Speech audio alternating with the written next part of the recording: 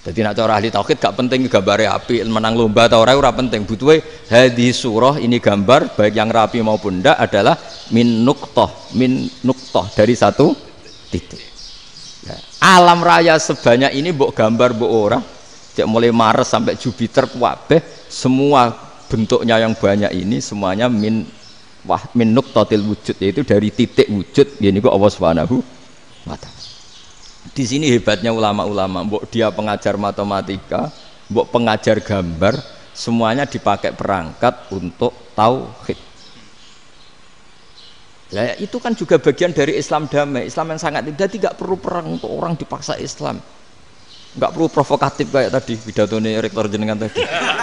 Jadi ciri utama ilmuwan tuh kalau ngomong datar tapi logikanya enggak terbantahkan, itu ciri khas ilmuwan.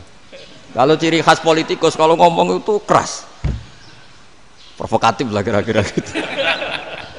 Tapi isinya biasa. Nah, saya berharap nanti semua profesor doktor itu datar tapi isinya kualitasnya bagus ini.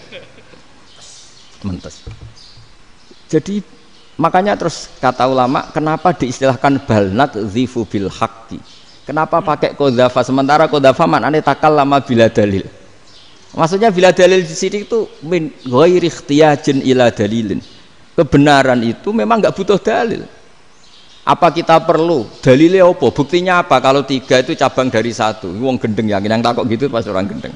Wong 3 cabang dari 1 kok ditanyakan buktinya apa? Itu min awalil bidah. Pertama orang pasti tahu kalau 3 itu far'ul wahid. 1 juta juga far'ul wahid. 1 miliar juga far'ul. Gambar yang sebanyak apapun ya dimulai dari 1 titik, cek gambar bener maupun yang tidak. Akhirnya apa? Ulama dulu itu sebegitu rileks nerangkan tauhid. Lalu kenapa asma ini yang ya ini kan khas NU ya, khas pesantren. Sebenarnya saya keberatan pakai istilah khas NU, pakai khas pesantren karena NU itu anaknya pesantren, jangan dibalik pesantren anaknya NU, karena sebelum ada NU itu ada pesantren. Tapi kayaknya Unisma lebih suka pakai bahasa NU dan saya ya agak orderan yang terpaksa disuruh ngomong. Ini agak kacau sebetulnya, ini agak kacau. Jadi NU itu sama pesantren itu tua pesantren. Jadi NU dilahirkan pesantren, bukan dibalik pesantren dilahirkan NU. Sehingga barokahnya didirikan pesantren ini. Kadang nyuwun sewu sekali Mbah Hasyim itu kadang ide besar beliau itu ora dituruti wong NU. Jadi Mbah Hasyim cara kula kok dadi Mbah Hasyim ya mangkel. Mbah Hasyim itu ngarangno kentong. Nggih ngaramno beduk, tapi wong NU nganggo kentong. Beduk. Dan uniknya Mbah Hasyim enggak tersinggung. Karena ciri khas pesantren itu membolehkan perbedaan apa? Pendapat. Itu masyhur khilafnya Mbah Hasyim sama Mbah Fakih Mas Kumambang itu sampai dikitabkan. Saling ngeritik, saling macam-macam lah. Jadi cara berpikir Mbah Hasyim ketika Nabi rembukan, ini gimana ya cara menentukan waktu sholat ya? Ya pakai kentong ya Rasulullah, dzakalin nasara itu untuk orang Nasrani. Ya pakai buk itu trompet, dzakalil Yahud itu untuk orang Yahudi.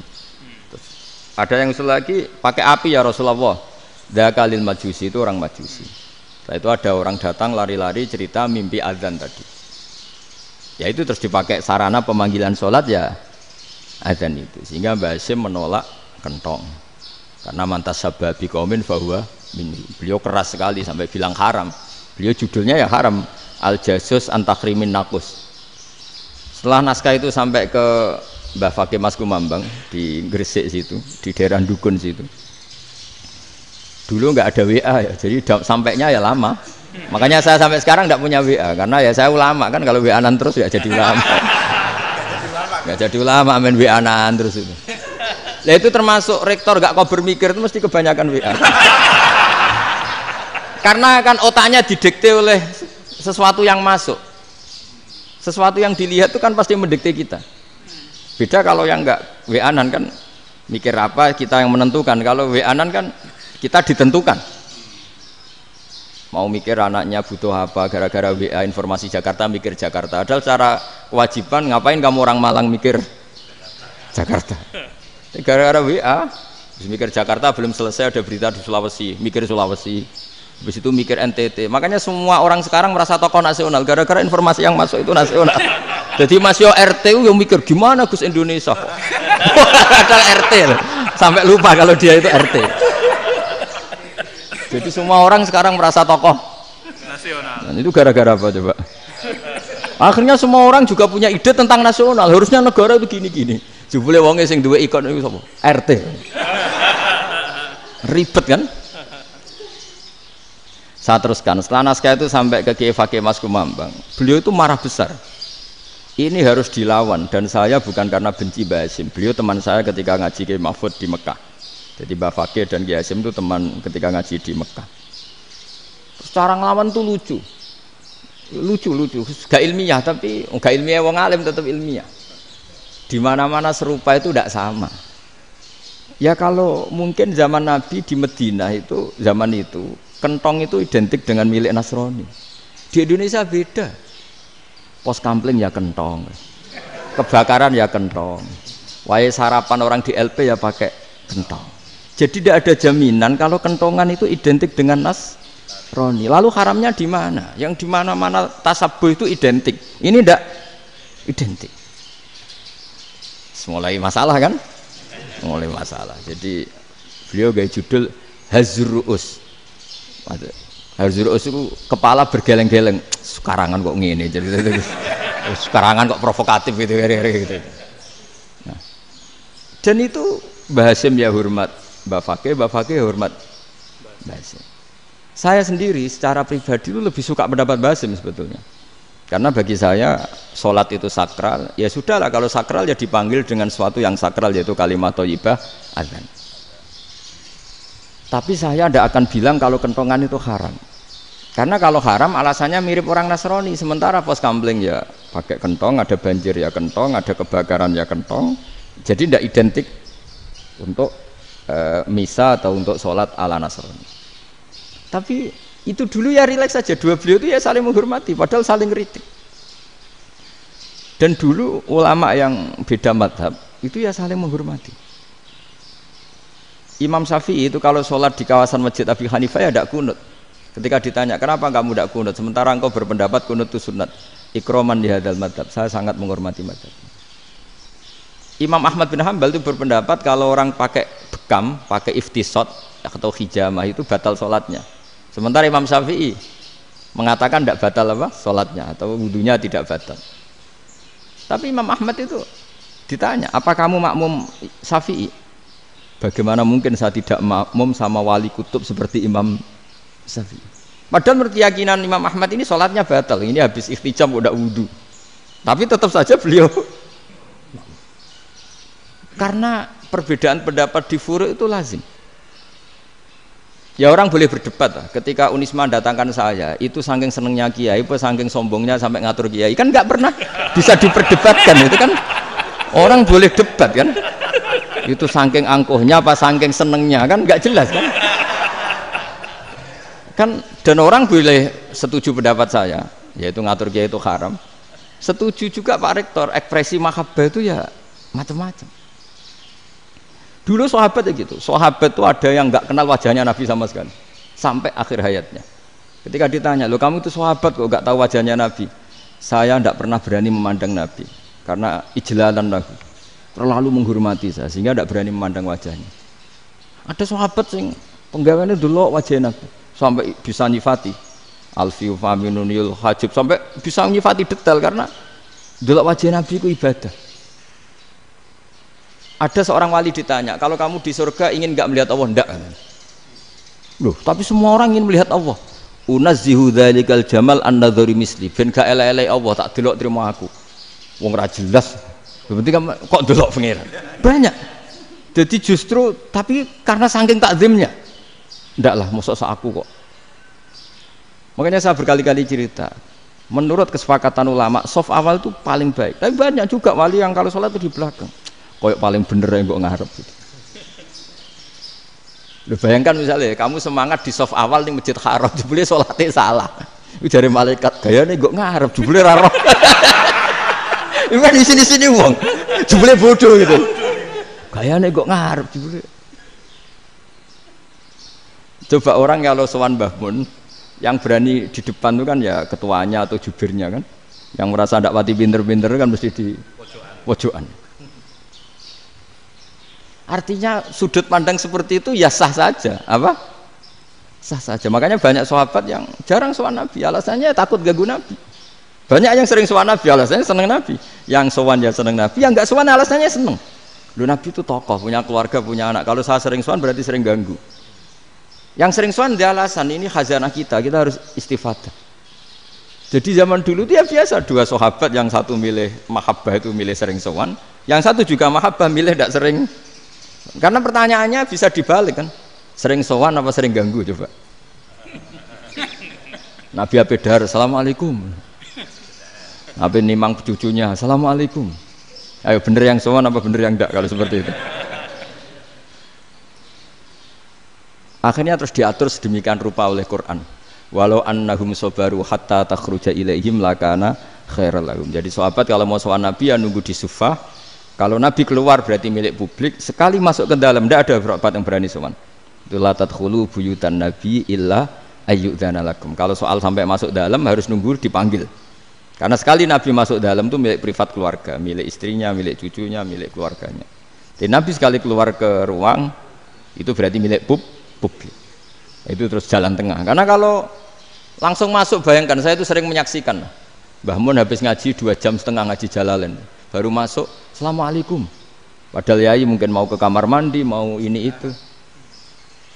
Jadi dulu itu Quran sangat modern. Sebelum ada dokter ngatur tamu, rektor ngatur tamu itu Islam sudah modern. Dia kan nggak fair kan? Misalnya saya ke Unisma harus janjian pakai ini, terus kalau misalnya ke sini selonang-selonang kan lucu kan, mentang-mentang kiai terus juga sowan-sowanan selonang-selonang. Padahal kalau kita mau ke mereka pakai protokol. Sering nggak fair dunia ini. Tapi karena aku kiai ra oleh gelo ya sudah. Akhirnya saya memutuskan nggak gampang kemana-mana karena itu. Saya sering didatangi ajudannya menteri, Gus mau ada tamu dari Jakarta tanggal ini mesti saya bilang, mereka milih tanggal yang mereka kosong, kok tidak mikir apa pas itu kosong. Tak jawab enggak lah, sebelum diatur bahasanya dan tawaduknya gitu. Akhirnya dibalik, datang lagi, Gus jam dengan kosong apa kita menyesuaikan. Lah itu lagi dia akhlak kata saya. Itu baru punya akhlak kata saya. Bukan masalah ini, bukan masalah gengsi ya. Saya sendiri itu dolan ke alumni itu jarang, karena ya takut. Kiai kan yo nganggur, jam 09.00 nganggur, jam 10 nganggur. Bisa saja alumni itu kerja di pabrik, bisa saja yang latihan ekonomi di pasar. Jika kalau saya datang jam 9, iki kiai sing nilai santri ini, apa kiai sing ganggu santri. Nah karena orang ini melakukan rutin, gak kok berpikir, pokoknya ngono jenenge silaturahim. Mau nyerah kok berpikir, padahal kalau diangen-angen ini kiai yang nilai santri ini, apa kiai yang ganggu santri ini karena datang di jam kerja. Nah, bayangkan kalau kebenaran dulu itu dikawal oleh satu peradaban perang. Jadi Nabi sesuai diangen-angen mbek Nabi. Perang Badar menang Nabi, perang Uhud menang wong kafir, perang ini gonta-ganti. Apapun itu yang penting satu kesimpulannya, cara Rasulullah kesimpulannya satu. Orang tidak kober mikir kebenaran secara mengendapkan pikiran dengan pikiran jernih. Maka hebatnya Nabi ketika perjanjian, pokoknya saya minta nggak ada perang. Dan orang boleh mendiskusikan Islam. Itu luar biasa idenya Nabi. Karena bawaan perang itu orang kan nggak kok bermikir. Ibarat seorang misalnya senang satu perempuan, ketemu rivalnya langsung perang kan nggak mikir. Tapi kalau kau bermikir, dia ngenangen cawe wedok iku ora seneng aku. Untungnya apa untuk wong ayu ora seneng, malah mau loro hati. Terus sudahlah, buruan dialihkan kemana kan gitu. Itu nak mau amen WA nan tukaran lewat SMS atau tarung langsung ora kau bermikir. Tapi kalau kau bermikir, akhirnya berpikir nih, perempuan tadi sebenarnya yang disenangi siapa? Oke, ternyata senang Pak Rektor. Sudah kita ngalah. Karena tidak ada nikmatnya kan menikahi perempuan yang sama sekali tidak mencintai kita. Tapi kalau nak kau berpikir pokoknya diprovokasi, wah kue kalah mbak A, kue kalah mbak B. Pikirannya kan, ojo sampai kalah. Barang wis menang ternyata ada emas. Nah bayangkan Islam itu seperti itu dulu, dipertarungkan. Doang Islam itu dinu aklin, agama yang diterima dengan akal sehat. Tapi sekarang ukurannya perang, yang menang berarti benar, yang menang benar, kan terus jadi repot. Itu Nabi tidak ingin, makanya Nabi ingin sudahlah. nggak ada perang. Nah, makanya kata Imam Zuhri, fathul Islam terbaik adalah orang boleh diskusi tentang Islam dan tidak ada perang. Lagi-lagi penting, tidak perang itu penting, silmun itu penting, perdamaian itu. Setelah tidak ada perang, akhirnya fatafawadu fil hadis wal munazah, orang boleh diskusi apa saja, termasuk boleh adu polemik. Konsep satu Tuhan dan Tuhan banyak diperdebatkan. Akhirnya Nabi secara rileks bisa menjelaskan, Muhammad, urusan kita banyak. Kalau Tuhannya satu tidak cukup, Tuhan harus banyak untuk menyelesaikan berbagai urusan. Ada Tuhan bagi rektorat, bagi macam-macam kan. Ada Tuhan untuk ngurusi utang, ngurusi BPKB, macam-macam. Terus kata Rasulullah, enak saja Nabi jawabnya. Ya kalau kamu punya majikan banyak, perintahnya beda-beda, kamu mangkel enggak, bingung enggak? Ya susah mat. Kalau majikannya banyak, perintahnya beda-beda, kita jadi repot. Senang mana? Senang majikan satu. Ya sudah, Tuhanmu itu majikan kamu. Kalau Tuhannya banyak, perintahnya macam-macam, kamu yang repot. Akhirnya sudah mat, Tuhannya satu aja. Nah, itu ya barokahnya diskusi tadi, barokahnya enggak perang. Daraballahu mathalan rajulan fihi syuraka'u mutasyakisuna wa rajulan salamal lirajul hal yastawiyani masalah. Terus alhamdulillah. Jadi orang yang paling kafir pun saat itu taslim. Nah, ini kembali ke kalimat la ilaha illallah. Saya tidak perlu provokatif, pasti teori saya itu benar. Bukan saya bilang benar itu karena sombong, enggak. Ini sesuai teks. Misalnya begini, benar enggak kelompok takfiri yang suka ngafirkan orang lain? Itu pasti tidak benar. Logikanya gampang. Orang yang kafir 70 tahun saja dengan melafadzkan la ilaha illallah menjadi muslim. Masa dengan kalimat yang sama yang muslim menjadi kafir? Itu logikanya kan enggak ketemu. Orang kafir 70 tahun untuk menjadi muslim disuruh baca apa? La ilaha illallah. Tapi gara-gara baca la ilaha illallah nyekel patok jadi kafir. Pertanyaannya, loh ini kalimat apa? Kalimat untuk mengkafirkan apa kalimat untuk mengislamkan? Karena yang kafir dengan kalimat itu menjadi Islam, ternyata yang Islam dengan kalimat itu menjadi kafir. Itu ketemu enggak cara logika itu kan enggak ketemu kan? Makanya cara pikirannya Abul Hasan Asyadzili, dan saya setuju pikiran itu. Istighfar ini boleh orang Jawa Timur protes karena kadang beda manhaj, tapi jangan protes saya, protes Abul Hasan Asyadzili, kualat mesti sampean. Ketua Torekoh napa? Sadziliyah. Cara madzhab Sadzili, dan Anda boleh berbeda madzhab, mencari khasnya wong kampus itu wani beda. Beda kapasitas lah, pokoknya butuhnya beda. Dan ketok pinter, ketok kritis tuh. Cara madzhab Abul Hasan Asyadzili itu gini Pak Rektor. Jadi istighfar itu baik, tapi ba'da kamali tauhid, setelah tauhidnya itu benar. Alasan beliau masuk akal. Ketika ada ayat fa'alam annahu la ilaha illallah wastaghfir li dzambik. Bihadil kalimah. Jadi orang boleh istighfar itu setelah tauhidnya benar. Alasannya Abul Hasan Asyadzili begini. Qul lil ladzina kafaru iyantahu yughfar lahum ma qad salaf. Katakan kepada mereka yang kafir, sekali mereka tidak kafir, maka otomatis dosanya masa lalu diampuni. Pertanyaannya, yang bisa menghentikan kekafiran itu kalimat apa? La ilaha illallah.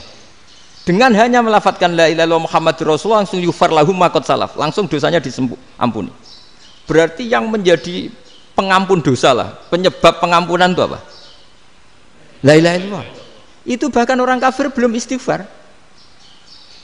Di ayat itu kan Allah enggak mensyaratkan setelah la ilaha illallah istighfar baru diampuni, enggak. Asal la ilaha illallah langsung yughfar lahum ma qad salaf.